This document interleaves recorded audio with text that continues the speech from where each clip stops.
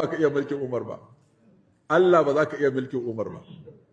Kai Umar da mutumin da aka zo mutum ya zo yana kiwon raƙuma, ya ga mutum da raƙuma, ya ce tatso min nono, ya tatso masa da ya sha, sai ce wai raƙuman nan nawa, ya ce na gwamnati ne, ya amai, ya ce kan je lahira da nonon talakawa a baki na.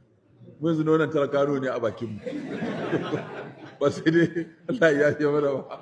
Allah, to kaga yanzu ya za ka irin na Umar. Lokacin da aka shiga yunwa sai daina cin duk wani abu mai mai ko ya daina ci, sai dai ya ɗauki gurasa ya tsoma ta a ruwan gishiri yadda muke yi da, sai ka ɗauko burodi, sai mu ɗauko gishiri sukari cokali ɗaya, sai a zuba a cikin ruwa a karkaɗa, sai a dinga tsoma burodin a cikin wannan ruwan. To haka yake, sai a sa gishiri a cikin ruwa, sai a yanko gurasa, sai a ɗan babu miyar da za a ci wannan. Akai da shi ya rame ya bushe, ya ce wallahi ai in ba ina kwatanta halin da jama'a suke ciki ba zan yi ƙoƙarin ga sun fita ba. Ba fa shi kayan wannan ba, annoba ce ta zo duk ƙasa.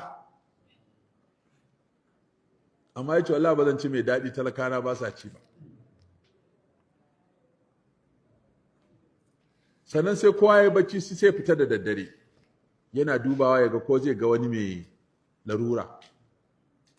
Yana tafiya sai ga wata mata tana juya tukunya, tana ce aita ku yi haƙuri ya kusa da fuwa, ku yi haƙuri ya kusa da fuwa. Sai ya matsa ku, sai ya leƙa tukunya, sai ga ruwa ne kawai take ta juyawa.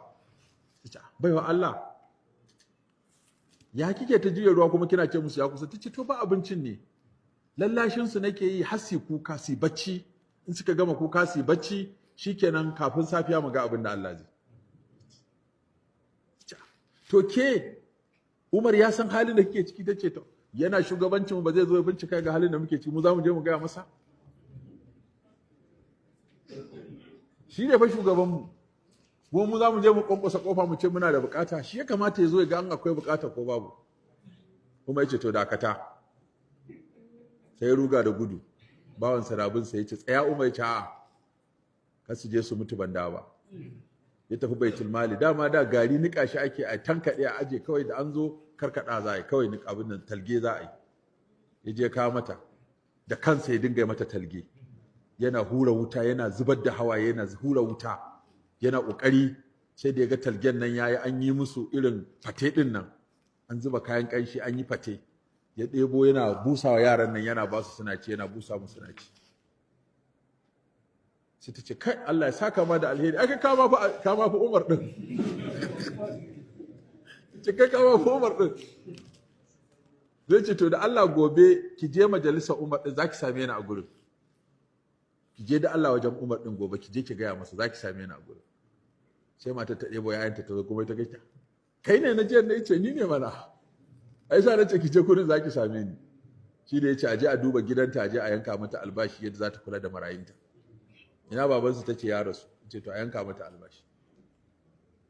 Wata da dare yana yawo sai ji wata mata tana waka, ni fa mijina yayi tafiya, an tura shi jihadi, ni kuma gashi ni kuma ina da bukatar mijina.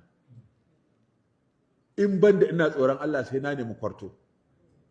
Sai Umar yawa gidan alama, da safe ya ce a ji abinci ko me ya faru a gida, aka ce ai mata ce mijinta yayi tafiya, an tura shi ɗaukaka addinin Allah, ya ce to a ji a da shi. Zai ɗau matarsa wata hudu, kai ya wuce wata hudu mutum bai zo ya ɗauki matarsa. An ce wata ruwayan Hafsa ya je samu, ya ce wai mace tana iya haƙuri in ba mijinta wani tsawon lokaci, aka ce wata hudu, ya ce to dama shine na ila'i. Sai ce to a je a ɗauki matansu a kai musu filin daga, a yi musu birni kusa da gurin, shine aka gina Kufa da Basra. Ya ce wanda ko ba zai dawo, wanda ko ba zai dinga dawowa, duk wata hudu ka dawo gida wajen iyalanka, kada ku an tura ku jihadi kun bar 'ya'yanku da matanku anan su kuma su tozarta.